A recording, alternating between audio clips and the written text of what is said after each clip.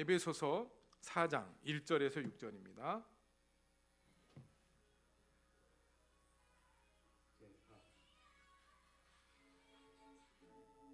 그러므로 주 안에서 갇힌 내가 너희를 구하노니 너희가 부르심을 받은 일에 합당하게 행하여 모든 겸손과 오의로 하고 오래 참음으로 사랑 가운데서 서로 용납하고 평안에 매는 줄로 성령이 하나 되게 하신 것을 힘써 지키라. 몸이 하나요 성령도 한 분이시니 이와 같이 너희가 부르심의 한 소망 안에서 부르심을 받느니라. 주도 한 분이시요 믿음도 하나요 세례도 하나요 하나님도 한 분이시니 곧 만유의 아버지시라. 만유 위에 계시고 만유를 통일하시고 만유 가운데 계시도다. 아멘. 우리 6절까지 읽었습니다. 시간이 많이 간 관계로 우리 찬양은 생략하고 바로 말씀 들어가도록 하겠습니다. 여러분, 오늘 저는 여러분과 함께 재직을 임명하고 이제 재직 헌신 예배는 이제 여러 가지 절차상 이제 2월이나 3월 정도 해야 될 텐데 재직 헌신 예배를 바로 할 수가 없는데 재직 헌신 세미나로 여러분과 같이 이 말씀을 나누려고 합니다. 그래서 오늘 본문의 말씀을 통해서 우리 제목 말씀을 이렇게 한번 잡아봤는데 읽어볼까요? 같이 시작. 부르심을 받은 청지기에 대한 권면. 자, 부르심을 받은 청지기에 대한 권면이다 그랬어요. 자, 여러분 이런 이야기 들어보신 적 있었죠? 교회 안에 예로부터 계속 전해 내려오는 그 예화들인데 교회 안에 세 부류의 성도가 있다는 이야기 자주 들으셨죠? 네. 어떤 성도요? 꼭 필요한 성도, 그죠? 두 번째는 어떤 성도요? 있으나 마는 성도. 세 번째는 있으면 안 되는 불필요한 성도. 제가 이 이야기를 들으면서 일부는 동감을 합니다. 여러분도 동감하시죠? 그런데 이 이야기를 잘 생각해 보면, 이 외화를 좀 더 깊이 생각해 보면 교회 안에 꼭 필요한 성도만 있다면 좋겠는데 그렇지 않죠. 우리는 이 세 가지 부류의 성도들이 교회 안에 꼭 필요한 성도만 있어야 되겠다고 하지만 어느 지역에나 어느 교회나 가보면 이 세 부류의 성도들은 어느 교회나 크고 작은 교회들이 다 있어요. 그렇죠? 그래서 저는 그런 생각을 해봅니다. 교회 안에 꼭 필요한 성도들만 있어야 되겠지만 다 눈을 씻고 찾아보니 그런 교회는 세상에 없더라. 그렇죠? 세 부류의 성도들이 다 존재하는 게 교회의 모습이더라라는 것을 곧 알게 되었어요. 왜 그러냐면 가서 보니 그렇더라. 그죠? 우리 교회도 그럴까요? 안 그럴까요? 우리 교회는 제가 눈이 삐었는지 모르겠습니다만 꼭 필요한 성도들만 있어요. 불필요한 성도들은 아무도 없더라고요. 그래서 우리 교회는 좋은 교회예요. 아까 그래서 찬양도 이런 교회가 되게 하소서 찬양을 했는데, 여러분 이 교회라는 것은 꼭 필요한 성도들이 있어야 되지만 반드시 교회 안에는 필요한 성도만 있는 것이 아니라 때로는 있으면 어려운 성도들도 있고 있으나 마나한 성도들이 같이 있더라고요. 그게 어느 교회나 공통된 현실적인 목양의 측면에서 그렇다는 이야기인 거예요. 그러나 이 분명하게 이 세 부류의 성도들이 필요 없는 것이 아니라 다 필요하다는 것을 알게 되는 것은 하나님께서 주님의 몸된 교회를 세우시고 그 교회 안에 택한 백성들을 부르실 때 항상 신앙적으로 엘리트들만 부르지 않으셨죠. 그죠? 성경을 보니까 믿음의 조상 누구예요? 아브라함. 신앙의 엘리트라고 하죠. 유대인에게 있어서는 아브라함을 빼고는 유대인의 혈통을 이야기할 수 없어요. 구원을 말할 수 없어요. 그런데 아브라함이 우리가 아는 아브라함이기 전에 그 아브라함의 원래 모습은 어떤 모습이었어요? 하나님이 처음에 그를 부르실 때도 그는 하나님을 몰랐던 우상을 만들고 우상을 판매하는 집의 자식이었어요. 그런데 일방적으로 하나님이 아브라함을 불러서 약속을 주시고 약속된 말씀을 이루기까지 그의 인생 137년을 살면서 그가 죽을 때까지 하나님은 어떻게 했어요? 그가 의심할 때마다, 말씀을 믿지 못할 때마다 너의 몸에서 난 씨로 말미암아 천하 만민이 복을 받을 수 있도록 번성케 할 것이다 라고 했는데 어떻게 해요? 이삭이 낳기 1년 전에도 차라리 내 집안에 있는 몸종 엘리에셀이나 잘 먹고 잘 살게 해주세요. 이 사람이 바로 아브라함이었어요. 그래서 아브라함은 하나님이 그렇게 믿음의 사람으로 만들어 가셨지 태생적으로 나면서부터 믿음의 사람이 아니었던 거예요. 여러분, 요셉은 어떻습니까? 아버지의 편애를 받았던 요셉은 그 편애를 받아서 믿음으로 형제들에게 행했던 것이 아니라 자랑질하다 어떻게 됐어요? 팔려갔잖아요. 우여곡절 끝에 하나님의 은혜를 깨닫고 그 아브라함으로부터 그에게 흘러내려왔던 하나님의 약속의 말씀을 믿었던 사람인 거죠. 이스라엘 백성들에게 있어서 왕의 혈통을 이야기할 때, 예수님의 나심을 이야기할 때 빼지 않을 수 없는, 뺄 수 없는, 반드시 넣어야 될 인물이 한 분이 있죠. 누굽니까? 다윗입니다. 다윗은 어떤 사람이었어요? 하나님 마음에 합한 사람이라고 그랬어요. 그러나 다윗의 일대기를 보면 우리가 생각할 때 어떻게 하나님은 저런 사람을 마음에 합한 사람이라고 그래? 그죠? 이기적인 사람이었어요. 자신의 성적인 욕구를 해소할 수 없어서 자신의 충신의 아내를 빼앗은 사람이었어요. 그리고 그것을 무마시키기 위해서 임신한 그 여인의 그 씨가 자기의 씨가 아니라 자기의 충신의 씨라는 것을 완전하게 꾸미기 위해서 전장에 나가 있는 그 부하를 데려다가 동침을 하게 하잖아요. 그게 되지 않으니까 어떻게 해요? 그 부하를 적진 제 전방에 나가서 죽이도록 만들었던 사람인 거예요. 여러분, 다윗은 어떤 사람입니까? 냄새나는 사람이었어요. 그러나 하나님은 그를 그렇게 믿음의 사람으로 만들어 가셨고, 삶의 현장 속에서 하나님이 아니고 저는 해결할 수 없는 사람을 만들어 가셨던 거예요.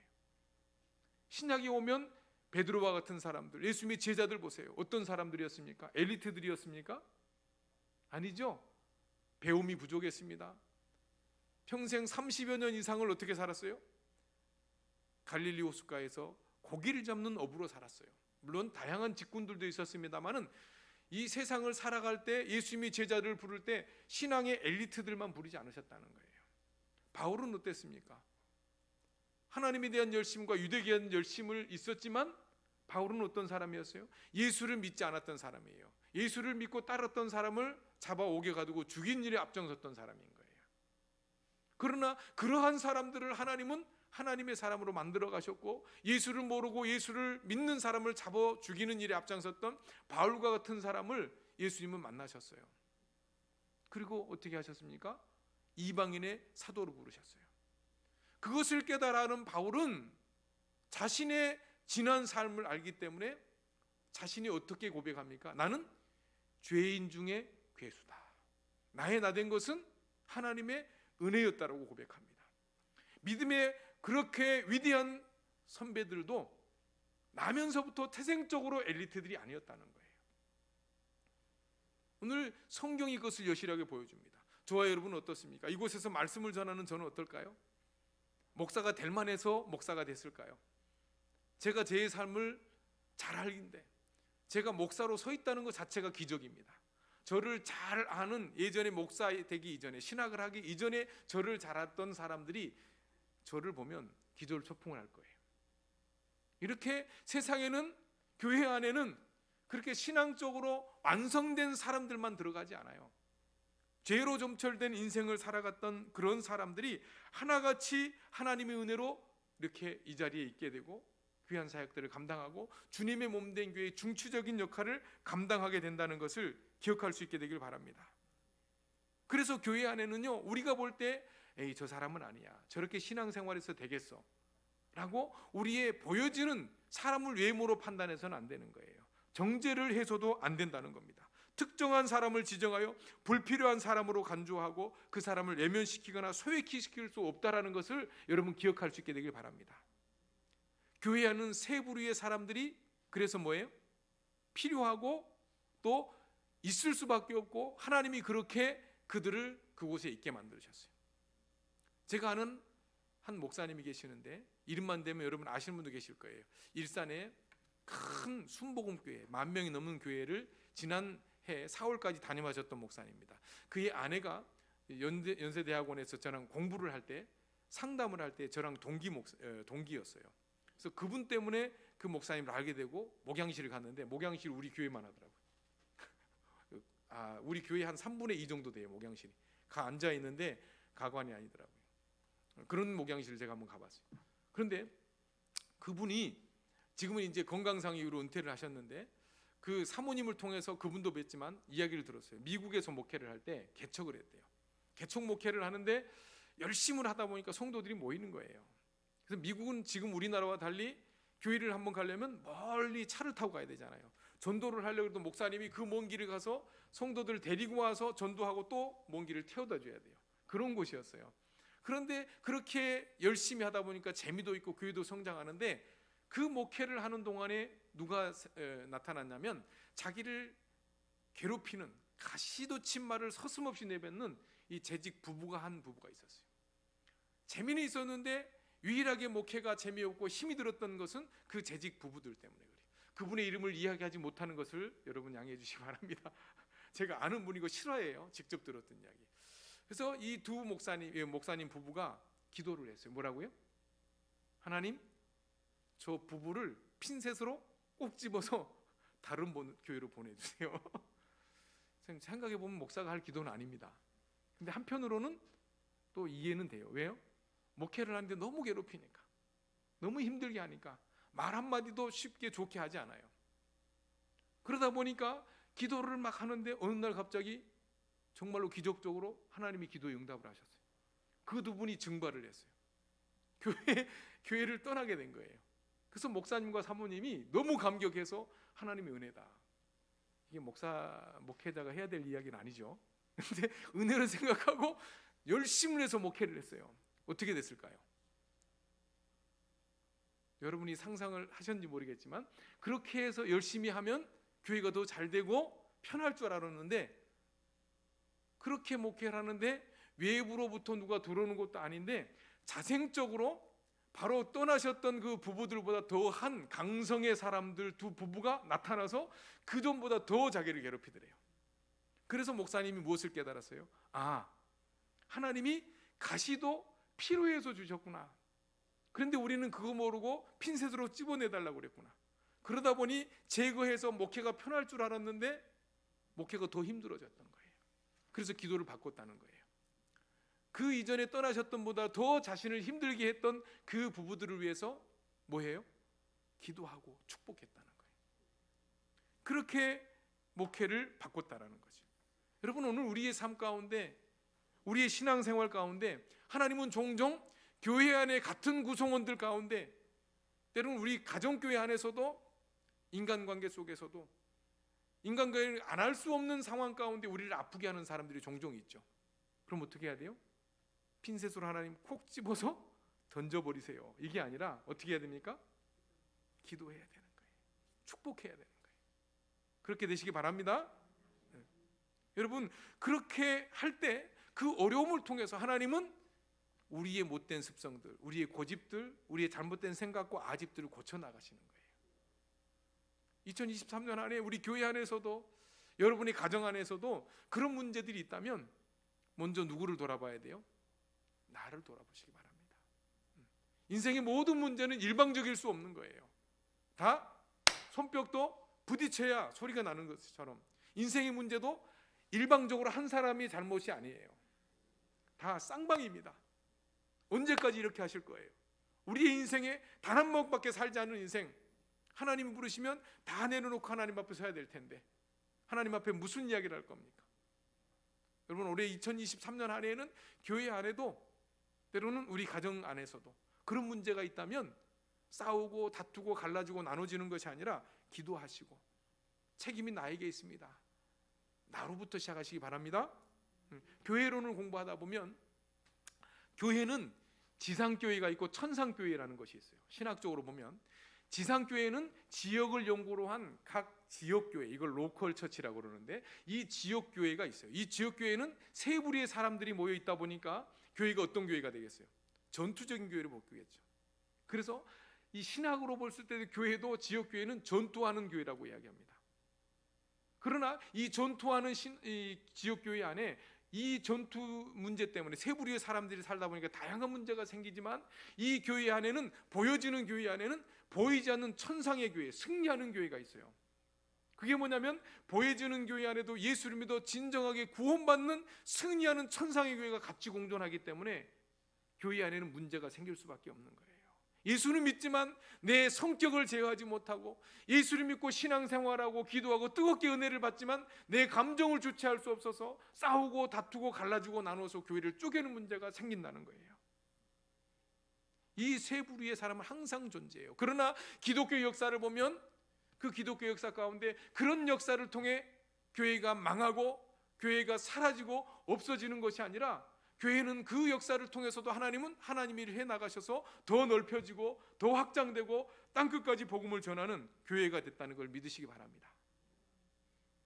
저와 여러분이 그렇게 이 자리에 있는 거예요. 그래서 고린도서 3장에 보면 너희 몸이 하나님이 거하시는 교회가 되는 줄 모르느냐 그랬어요. 우리 몸이 교회인 거예요. 자, 그러면 교회는 어떤 곳인가? 교회라는 것은 세상의 육신의 죄악으로 인해서 영원한 심판과 멸망을 받을 수밖에 없는 죄인들을 세상에서 불러내요. 하나님의 자녀로 택하시고 불러내요. 예수를 믿고 구원함을 받게 되는 구원으로서의 부르심이 있어요.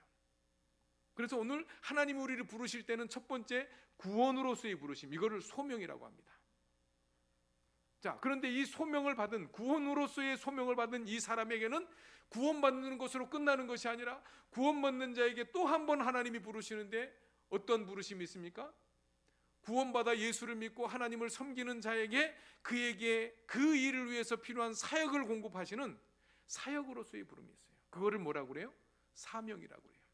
그러니까 오늘 저와 여러분은, 여러분이 시인하든 부인하든 구원으로서의 소명, 우리를 부르시는 소명이 있고, 그 구원받은 자에게 주시는 사명으로서의 우리에게 주시는 그 사명이 있다는, 부르심이 있다는 것을 기억할 수 있게 되길 바랍니다. 그래서 오늘 우리에게는 구원받은 자로서의 그 기쁨뿐만 아니라 구원받은 자로서의 책임져야 되고 우리가 감당해야 될 의무가 있다는 것을 기억할 수 있게 되길 바라요. 특별히 그 중에 교회 안에 오늘 여러분 직분자를 임명했잖아요. 같이 구원받은 자들 중에 구원받은 자로서의 삶을 이야기하지만 그 구원받는 사람들 중에서도 예수 그리스도의 몸된 교회의 일들을 감당하는 직분자, 일꾼들이라고 그러죠. 오늘 제가 본문에서 뭐라고 그랬어요? 본문의 제목을 보면, 저 보지 말고 본문의 이 제목 말씀 보세요. 뭐라고 그랬죠? 부르심을 받은, 구원으로 부르심을 받고 구원받는 자가 사역으로 부름을 받는 이 사람들을 가리켜서 교회 안에 직분을 주는데 재직이라 그러죠. 이 재직을 성경을 보니까 뭐라고 했냐면, 한번 따라합니다. 청지기. 청지기라고 하는 거예요. 이걸 다른 말로 말하면 일꾼이라고 얘기를 해요. 청지기 내지는 일꾼. 헬라어에 보면, 신약이 기록되어 있는 이 말씀을 보면 이 일꾼, 청지기라는 말을 디아코노스라고 이야기를 합니다. 이 디아코노스라고 하는 이 청지기 일꾼은 어떤 자라면 그 집의 이 일들을 맡아 몸으로 움직이는 수발드는 일꾼을 말하는 거예요. 몸종과 같은 사람을 말해요. 심지어는 이 말씀이 어떻게 쓰여졌냐면, 여러분 그 고대의 중세 시대 초대교회 당시에 로마가 세상을 지배할 때 그 로마가 종들을 부리잖아요. 로마의 큰 배를 움직일 때 그 배가 그 당시에는 동력으로 움직이는 것이 아니기 때문에 사람의 인력으로 움직이는 거예요. 큰 배가 움직일 때는 그 배를 움직이는 노를 젓는 누군가가 있어야 될 거 아니에요. 그가 누구였냐면 종들이었어요. 그들을 가리켜서 둘로스라고 합니다. 근데 그들은 뭐냐면, 둘로스라는 것은 손과 발에 찾고 이 수갑에 채워져서 인체의 생리적인 욕구, 소변과 배변도 하지 못하고 그게 채워져서 노를 저을 수밖에 없는, 몸에 먹고 싶은 욕구도 참아가면서 노를 저어야 되는 그러한 노예를 둘로스라고도 얘기합니다.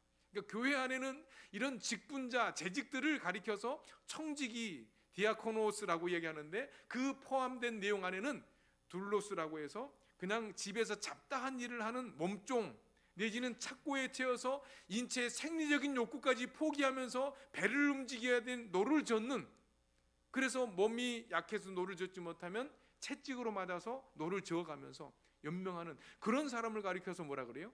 디아코노스라고 그래요.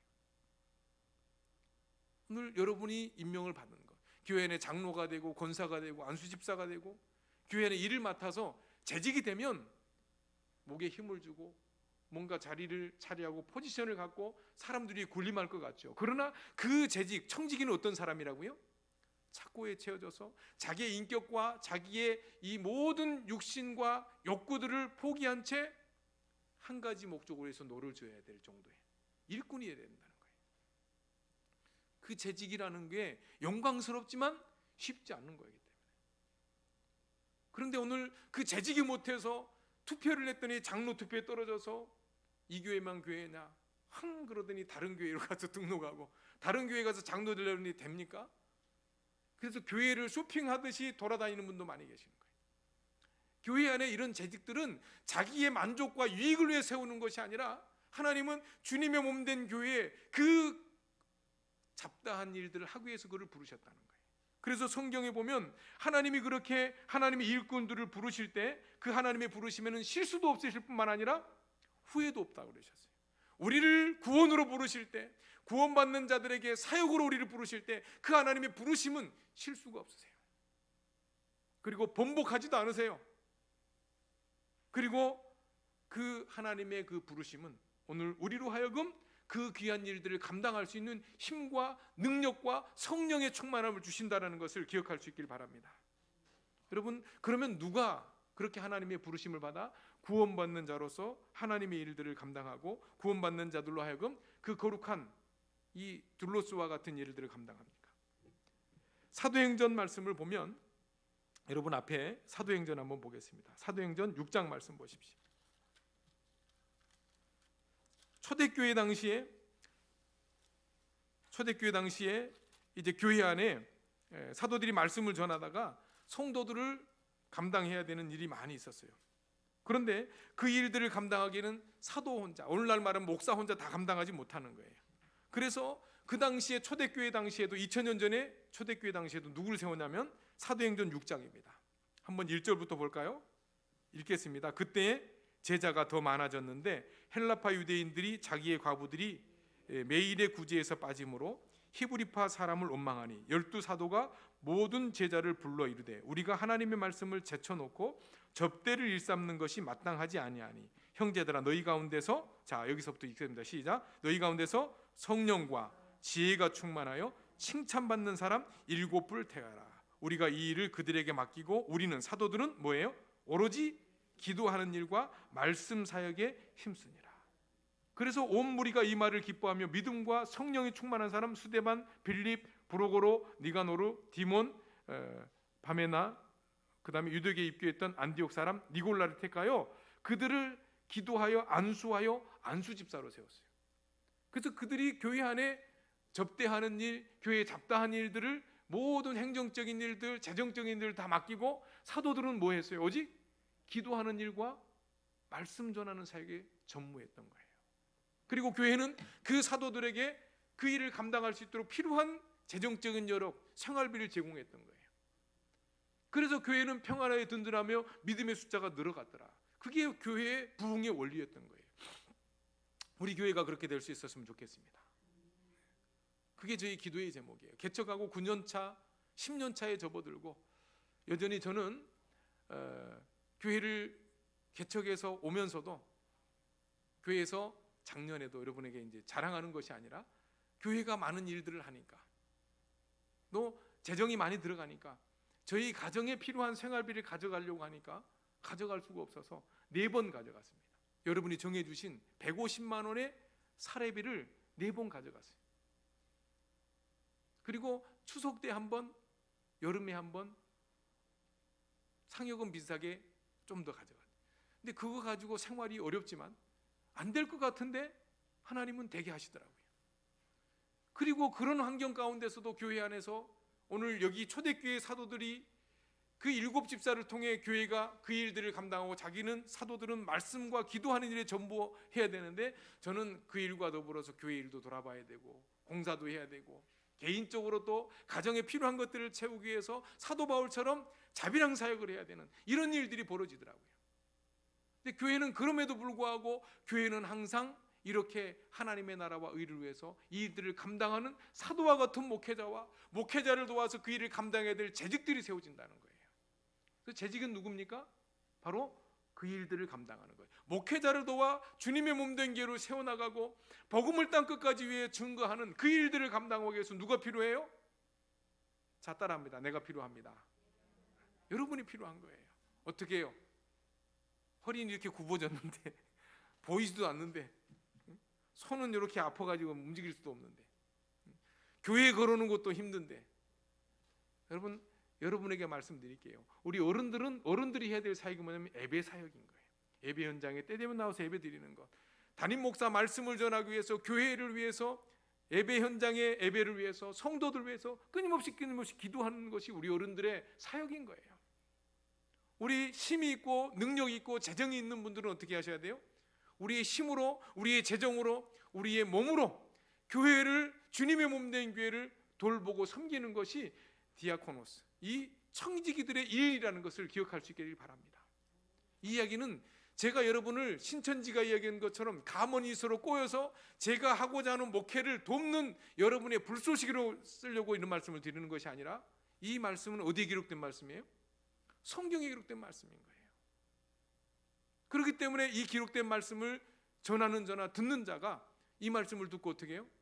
그대로 살아가야 된다는 것이 우리의 책임이고 의무라는 것을 여러분 기억할 수 있게 되길 바랍니다.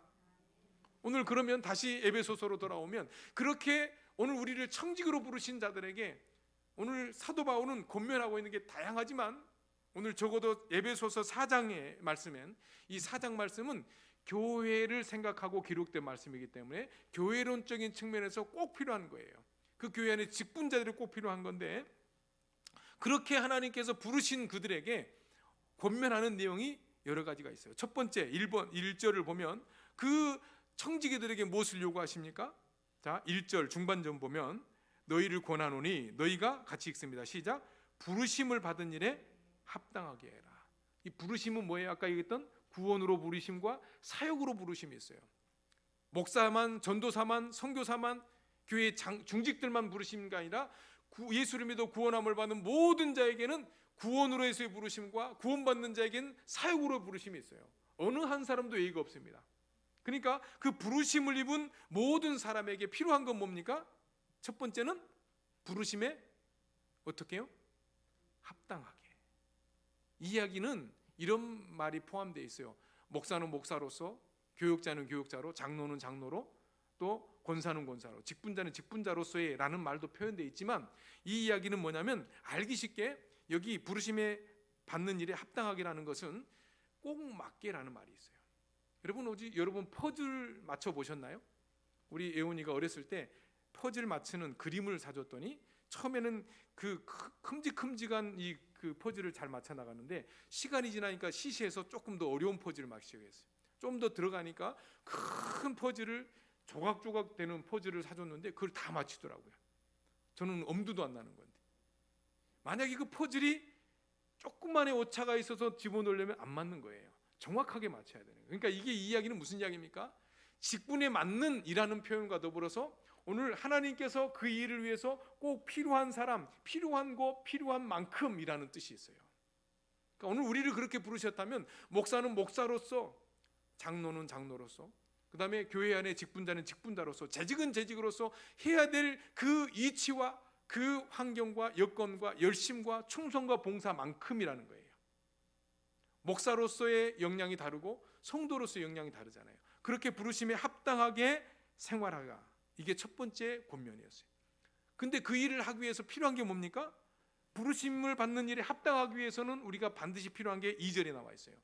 뭡니까? 같이 읽습니다. 모든 겸손과 온유로 하고 오래 참음으로 사랑 가운데 서로 용납해라. 아유, 이렇게 하려면 안 해야지, 그죠? 어떻게 해요?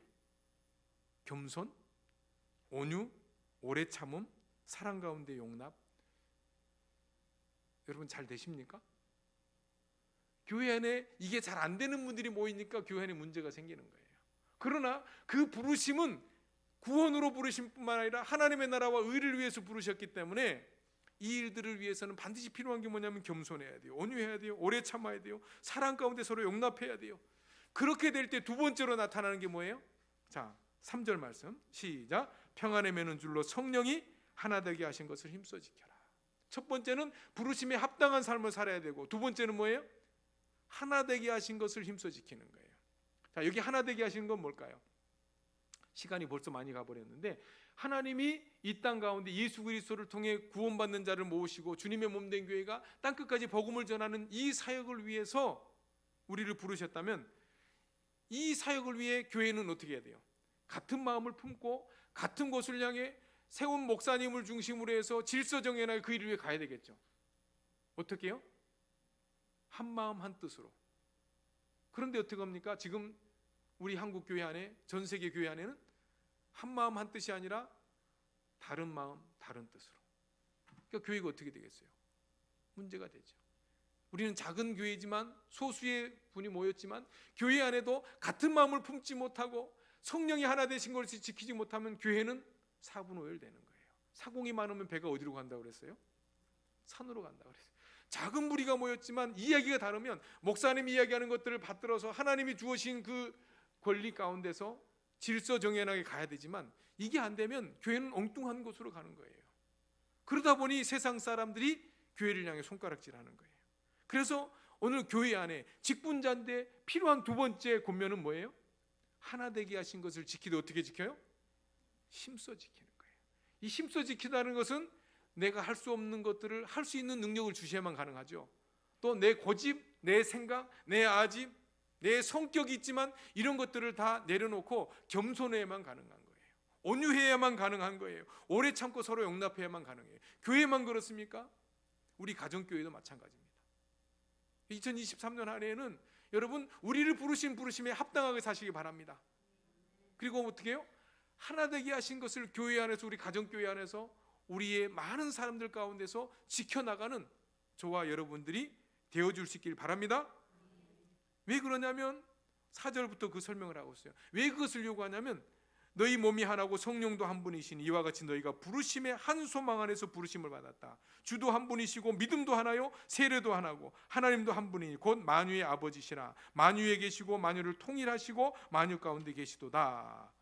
결국 하나님이 한 분이시고 그 성령도 한 분이셔서 우리에게 그 이야기를 하고 계시니, 우리는 어떻게 해요? 그 성령이 하나 되게 하시는 그 거룩한 사역을 지키되 어떻게 지켜요? 힘써 지켜야 되는 거예요. 그렇게 되시길 바랍니다. 이 일들을 우리의 노력으로, 우리의 의지로, 우리의 가지고 있는 역량으로 하는 게 아닙니다. 7절 말씀 보십시오. 그 일들을 위해서 직분자들에게, 재직들에게 하나님 무엇을 주시냐면 7절 읽습니다. 시작. 우리 각 사람에게 그리스도의 선물의 분량대로 은혜를 주셨다. 여기 선물의 분량, 선물은 카리스라고 합니다. 은사라고도 이야기해요. 그러니까 우리에게 주신 각종 은사를 따라, 우리의 성향, 우리의 어떤 재능에 따라, 그게 은사거든요. 카리스거든요. 그 은사를 따라, 재능을 따라 무엇을 섬겨요? 그 재능의 분량 따라 주님의 몸된 교회 하나를 향해서 섬기는 거예요. 우리 불과 이제 지난 달까지 여기에 우리 그 전수사님이 여기다 꽃꽂이를 했는데, 저보고 하라면 그렇게 못할 것 같아요. 그죠? 우리 장로님한테 꽃꽂이 하면 못하니까 턱 갖다 이거 사다 놓으시잖아요. 이게 뭐냐면 이거는 이것대로 은사고, 꽃꽂이를 하는 건 꽃꽂이 하는 대로 은사예요. 우리 이막내 집사님한테 반주하세요. 그럼 반주할 수 있겠어요? 말도 안 되는 소리죠. 예와도 예와 같지 않는 이야기라는 거예요. 이겁니다. 오늘 우리에게 주신 은사를 따라 하는 거예요. 그렇지 않겠어요, 여러분? 우리 황규진 집사님한테 목회를 해보시오, 설교해 보시면 하실 수는 있겠죠. 근데 그게 아니라는 거예요. 교회 안에는 직분과 그 역량에 따라, 은사를 따라 귀한 사역을 감당해요. 그렇기 때문에 우리를 부르시는 믿음의 분량대로 행해야 되고, 하나 되게 하신 것을 힘써 지키는 것이 저와 여러분 가운데 필요하다는 거예요. 왜 그렇습니까? 이렇게 교회는, 자 10절 말씀 같이 읽겠습니다. 내리셨던 그가 모든 하늘 위로 오르신 자니 이는 만물을 충만케 하려 함이라 그랬어요. 교회는 만물을 충만케 하는 거기 때문에 교회 안에서 하나 되고 이 거룩한 사역을 감당하기 위해서 필요한 것이 바로 교역자고 직분자라는 거예요. 그래서 에베소서 1장 23절 이 바울은 1장 23절에서도 그렇게 이야기해요. 교회는, 자 1장 23절 읽습니다. 1장 23절 앞에, 자 시작. 교회는 그의 몸이니 만물 안에서 만물을 충만하게 하시는 이의 충만함이라 그랬어요. 그러니까 오늘 교회는 이 세상 우주 만물을 그 충만케 하시는 충만이기 때문에 교회는 그렇게 주신 직분과 사명을 따라 우리를 부르신 부르심에 합당하게 살아야 되고 하나 되게 하신 걸 힘써 지키는 저와 여러분이 되어주시길 바랍니다. 오늘 그렇게 우리를 부르시는 것은, 재직으로 부르시고 일꾼으로 부르시는 것은 목적이 한 가지 있어요. 뭡니까? 12절입니다. 자, 12절 읽겠습니다. 4장 12절 시작. 이는 성도를 온전하게 하여 봉사일을 하게 하며 그리스도의 몸을 세우려 하심이라. 자, 우리로 하여금 직분을 디아코노스로 세우신 이유가 뭐예요? 성도를 온전하게 하고 봉사일을 하게 하며 그리스도의 몸, 어디예요? 교회죠. 교회를 세우기 위해서 직분자가 필요한 겁니다. 그래서 11절에 보면 어떤 사람은 사도로, 어떤 사람은 선지자로, 어떤 사람은 복음을 전하는 자로, 어떤 사람은 목사와 교사로, 어떤 사람은 교회 안에서 일들을 몸으로 감당하는 자로 세우셨다는 거예요. 그래서 봉사일을 하게 하고 성도를 온전하게 하고 그리스도의 몸된 교회를 세우기 위해서 직분자를 주셨다는 거예요. 아멘. 그렇기 때문에 우리는 그 부르심에 합당하도록 생활해야 돼요. 겸손과 온유와 오래 참음으로 서로 사랑하고 용납해야 돼요. 그리고 두 번째로는 성령이 하나 되게 하신 것을 힘써 지켜야 됩니다. 그리고 세 번째, 마지막입니다.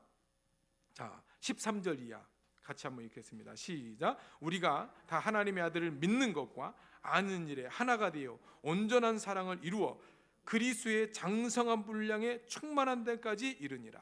무슨 이야기입니까? 자라나야 된다는 거예요. 성장해야 된다는 거예요. 건강한 신앙생활을 해야 된다는 겁니다. 15절에서는 뭐라고 이야기합니까? 오직 사랑 안에서 참된 것을 하여 범사에 누구에게까지 자라가요? 그에게까지. 여기 그는 누굽니까? 바로 앞에서 이야기했던 13절에 그리스도의 장성한 분량에 충만한 데까지. 자, 이 이야기가 잘 생각해보면 그리스도의 장성한 분량, 우리가 따라갈 수 있어 없어요? 예수의 분량 따라갈 수 없죠. 장성한 분량이 충만한 데 이르는 거예요. 충만이라는 것은 그냥 가득 찬 것이 아니라 흘러넘쳐서 영향을 미치는 것을 이야기하고 있습니다. 우리는 못하겠죠. 그러나 우리를 그것을 위해서 부르셨다는 거예요. 그래서 오늘 우리의 목적은 뭐예요? 누구에게까지 자라가는 겁니까? 그리스도에게까지 자라가는 거예요. 이 일들을 우리가 감당하기 위해서 우리를 일꾼으로 부르셨다는 거예요. 그래서 오늘 16절 말씀에 이렇게 이야기합니다. 그러면 오늘 우리가 사인사색이고 각양각색인데 각양각색의 우리가 그리스도의 몸된 교회를 세워나가기 위해서 어떻게 해야 될 것인가? 자, 16절 말씀 같이 읽습니다. 시작. 그에게서 온 몸이 각 마디를 통하여 도움을 받음으로 연결되고 결합되어 각 지체의 분량대로 역사하여 그 몸, 그리스도의 몸 교회를 자라게 하며 사랑 안에서 스스로 세우느니라. 여러분, 2023년 안에 저와 여러분을 재직으로 부르시고 충성된 일꾼으로 부르셨다면 어떻게 해야 돼요? 자라가야 되겠죠. 말씀을 보고 양육 훈련을 받아서 하나님의 뜻이 무엇인지를 알고 그 뜻을 위해서 나가는 거예요. 이게 성숙하고 건강한 신앙생활인 거예요. 자라나는 거예요. 말씀을 맺습니다. 오늘 조금 길어졌지만 세 가지 오늘 바울은 권면하고 있습니다. 첫 번째 뭐예요? 부르심에 합당하도록 생활해라. 두 번째는 뭐예요? 그거는 그렇게 하기 위해서 필요한 덕목이고, 두 번째는 하나님이 성령이 하나 되게 하신 것 있죠? 그것을 힘써 지켜라. 세 번째는 뭐예요? 누구에게까지 자라가요? 그에게까지 자라가라. 이거 여러분 기억하시고 2023년 그렇게 살아가시길 축복합니다. 헌신 예배 때는 이렇게 하기 위해서 필요한 것이 무엇인가를 이제 같이 나누도록 하겠습니다. 오늘 제가 오후에 양육 훈련을 받기 때문에 오늘 오전 예배는 합니다만은 이제 다음에 헌신 예배할 때 이 일을 같이 여러분과 나눌 거예요. 2023년 주님의 몸된 교회 충성된 일꾼으로서 착하고 충성된 종이라 하나님의 인정함을 받고 하나님의 기쁨이 될 뿐만 아니라 그 일을 감당할 수 있는 성령의 충만함과 능력을 공급받고 우리에게 맡겨주신 그 길을 걸어갈 때 하나님이 필요하다면 물질도 주시고 건강도 주시고 영양도 주실 줄로 믿어요. 우리 교회도 비록 작지만 가장 건강하고 전 세계를 대표할 수 있는 주님의 몸된 교회로서 지역사회 영혼들을 살리고 세계 열방의 복음을 전하는 새샘교회가 될 줄로 믿습니다. 누구를 통해서요? 저와 여러분들을 통해서 그 몸이 서로 연락하여 믿음의 분량대로 연결되고 결합하여 그렇게 하나님의 나라를 이루어가게 될 줄로 믿습니다. 그렇게 살아가는 2023년 한 해 남은 여생이 되어줄 수 있기를 주님의 이름으로 축복합니다. 좋으신 하나님 은혜를 감사합니다. 오늘 부르심을